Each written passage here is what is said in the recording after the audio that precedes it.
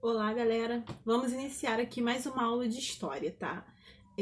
A gente vai falar um pouquinho hoje sobre Idade Média. Primeiro, para a gente lembrar que a história costuma ser dividida em 5 pontos importantes, 5 períodos importantes. Primeiro que é muito tempo, é muita informação. E cada um desses períodos traz um conjunto de ideias diferentes, tá? Um conjunto de pensamento social muito diferente. Então a gente tem o período da pré-história, que alguns autores nem levam mais, assim, vamos dizer assim, não colocam mais com uma frequência tão grande, com uma riqueza de detalhes muito grande nos livros, mesmo porque não existe uma riqueza de detalhes, né, sobre esse período pré-histórico. As informações que nós temos são muito limitadas. Depois nós temos a Idade Antiga ou Antiguidade, né, que a gente já falou um pouquinho, que é aquela questão de Grécia e Roma, né? Depois Idade Média, que é o que a gente vai falar hoje, Idade Moderna e Contemporânea, que são os nossos dias atuais, tá bom? Essa Idade Média é um período muito peculiar. Ele é um período muito importante na história e ele tem vamos dizer, alguns tópicos bem específicos a respeito, tá? Eu coloquei alguns deles aqui. Eu tenho uma sociedade estamental, coloquei feudo-agricultura, feudalismo, mesma coisa, teocentrismo, que é a Igreja Católica, e suzerania e vassalagem. São alguns pontos importantes. Lembrando que essa aula, esse vídeo, é um resumo, tá? Só pra gente, é uma introdução da nossa matéria, sobre o que a gente vai começar a falar agora nesse período, tá bom? Vamos começar com essa sociedade estamental. Como é que era a sociedade? O que era a sociedade estamental? O que a gente pode falar de estamento? Estamento é bem parecido com classes sociais, com as classes que a gente conhece hoje, né? São grupos específicos, tá? Nesse período, eu tenho 3 grupos muito importantes, tá? Deixa eu ver se eu tenho como botar aqui. Eu tenho o clero. Esse clero, geralmente, ele está em primeiro. Geralmente, ele está na parte mais alta da sociedade. Por quê? Esse clero era formado pelos membros da Igreja Católica. Padres, monges, o Papa em si, né, funcionários de dentro da igreja. Ele era o grupo mais importante porque nessa sociedade era uma sociedade teocêntrica. Já explicando esse tópico aqui de baixo. Teocentrismo está ligado a Deus no centro do universo. Era uma sociedade onde a Igreja Católica era a instituição mais poderosa que existia.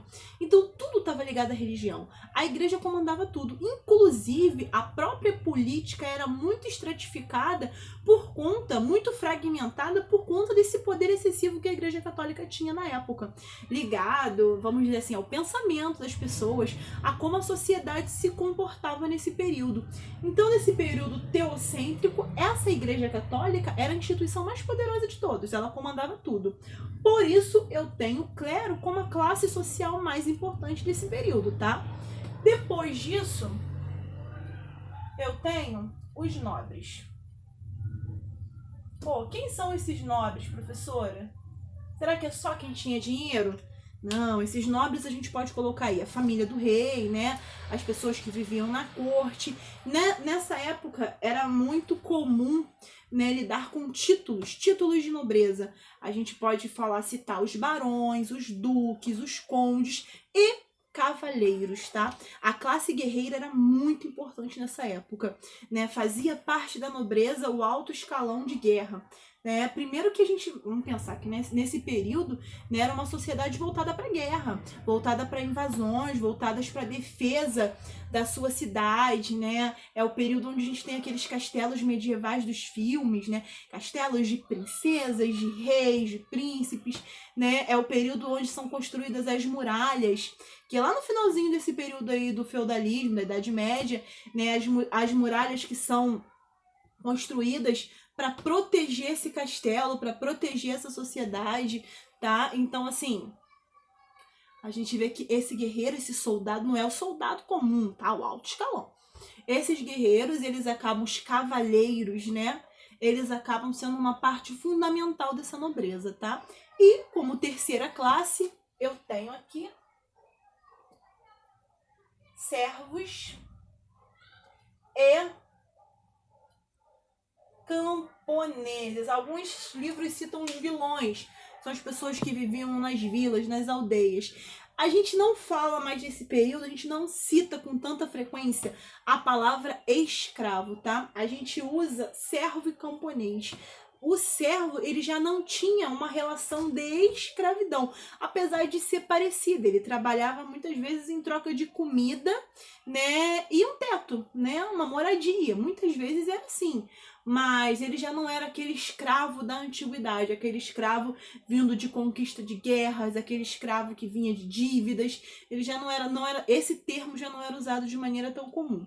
E o que acontece? Por que a gente vê no livro estamento e não classe? Esse estamento, ele é mais restrito, tá? Ele não possui mobilidade social. O que é essa mobilidade social? Hoje, se você nasce numa classe mais inferior, uma classe pobre, você pode vir a se tornar uma pessoa rica. Você pode ganhar na loteria, se for muito sortudo, mas você também pode ter um bom emprego, né? E ir subindo de nível, conseguir conquistar uma carreira e sair da classe pobre e ir para a classe média, depois ir para a classe rica, né? Você pode também ser um cara muito rico e de repente você não teve sorte na vida, perder toda a sua fortuna, sua empresa falir, né? E você cair de classe, você sair daquela classe super rica e vir para a classe média ou vir para a classe pobre, né? Isso acontece, essa mobilidade social, né? Acontece também, por exemplo, de uma pessoa muito rica se casar com uma pessoa pobre, né? Ou, né, um homem rico, né, um príncipe que se apaixonou por uma pessoa, igual nós tivemos o caso na Inglaterra, do príncipe que se apaixona pela plebeia, né, que é uma mulher inclusive negra, entre aspas, né, mas é uma mulher negra, de origem negra, né, que não tem nada a ver com a realeza, né, e se casa com um príncipe, quer dizer, uma mobilidade social. Agora ela já não é mais qualquer pessoa, ela está na classe nobre, né, nessa época não. Era quase impossível uma pessoa de uma classe mais baixa se casar com uma pessoa de uma classe superior. Era quase impossível um cara pobre se tornar uma pessoa extremamente rica. Não era impossível, mas era muito difícil acontecer, tá? Era muito difícil mesmo.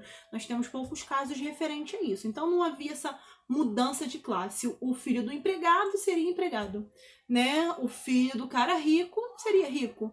Então o título, né, que ele carrega, a classe que ele nasce vai dizer quem ele vai ser no futuro, né? Ele vai carregar essa classe. O duque tem um filho, o filho do duque vai ser duque, né? A filha do conde vai ser condessa. E a neta e a bisneta, eles vão carregar esse título ao longo da vida, tá legal? Não tinha essa mobilidade social. Outra coisa importante, feudo. Essa sociedade, ela tinha uma característica feudal. O que era esse feudalismo? Era um tipo de organização política e econômica baseada na terra, agricultura. A principal fonte de riqueza deles era justamente a plantação, né? Essa agricultura era a atividade mais comum. Eles eram trabalhadores do campo, tá? E a gente vai chamar de feudalismo, de feudo, essas terras, tá? Depois o teocentrismo e igreja católica, eu já falei, suzerania e vassalagem. Suzerania e vassalagem, né? O suzerano, ele doava as terras, era como se fosse um empréstimo, tá? Ele doava as terras e a pessoa que recebia aquela terra era um vassalo. Tinha vários tipos de suzerano. O suzerano poderia ser, por exemplo, um rei, né? Que doa suas terras para alguns nobres, né? E aí esses nobres devem fidelidade a esse rei. Eles vão ficar em dívida com esse rei. Tudo que vai ser produzido ali dentro, parte eles dão para o rei. Ou se o rei entra numa batalha, né? Aquele país entra numa batalha com outro lugar, né? Aqueles nobres que podem ser os cavaleiros, como eu falei antes, devem ficar ao lado do rei, né? Devem obediência, devem fidelidade a esse rei, né? Inclusive esses acordos são fechados através de um juramento, de uma homenagem, que é chamado de homenagem. É um juramento justamente de fidelidade, tá? E nesse feudo, nessas terras, existiam diversos trabalhadores. Os trabalhadores que trabalhavam ali dentro, eles geralmente ficavam com um pedaço dessas terras, um pedaço bem pequeno, para poder fazer a sua casa, ter as suas plantações, poder plantar para sobreviver. Sendo que tudo que ele plantava no pedaço de terra dele, que ele recebia, né, que era como se fosse o pagamento dele, né, ele não ganhava em dinheiro, a gente ainda não tinha uma moeda muito forte circulando nessa época, era justamente o pagamento era terra, então ele plantava para sobreviver. De 30% a 40% de tudo que ele plantava ele tinha que dar para o dono da terra, tá? Para o patrão. Além disso, ele tinha que pagar tributos, impostos para esse patrão. Além de dar parte da sua plantação para esse patrão, para esse dono de terra, se ele quisesse usar equipamentos, né? Ah, ele precisa do moinho, ele precisa do forno. Ele tinha que pagar como se fosse um aluguel de tudo que ele utilizava e prestar conta de tudo isso, tá? Ele não era tão livre. Esse feudo era dividido também em 3 partes. Ele tinha o manso senhorial, que era a parte que ficava a casa grande, às vezes poderia ser um castelo, né, do dono daquelas terras. Ele tinha o manso servil, que era a parte onde ficava a plantação, né, daquele trabalhador, que era a parte mínima daquele espaço, e ele ainda tinha o manso comunal, que era a floresta, de repente um rio, que era o local que era comum tanto ao dono, à família do dono, né, como aqueles servos que estavam ali trabalhando, comum a todos, tá? Que todo mundo podia circular sem problema.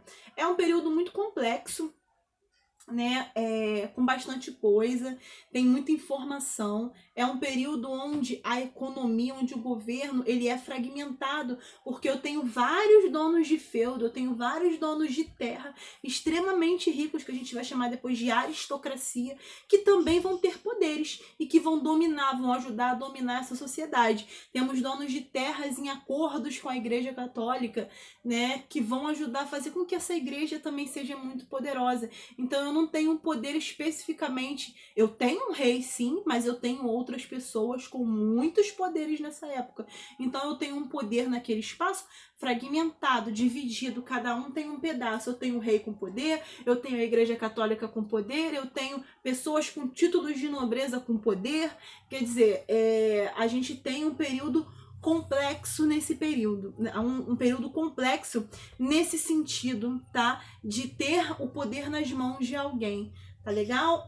Lembrando que a Igreja Católica é a instituição mais poderosa, isso é importante, porque depois disso, né, a gente fala de um período de renascimento e de novas religiões que vão surgir, porque quando a Igreja Católica começa a perder poder, né, essa sociedade enfraquece, tá? O mastro principal, o foco dessa sociedade é justamente o catolicismo. Então depois, nas próximas aulas, a gente continua falando sobre isso. Qualquer dúvida que vocês tiverem, pode me chamar aqui, tá bom? Pode fazer perguntas que eu vou respondendo na medida do possível, ó. Um beijão para todos vocês.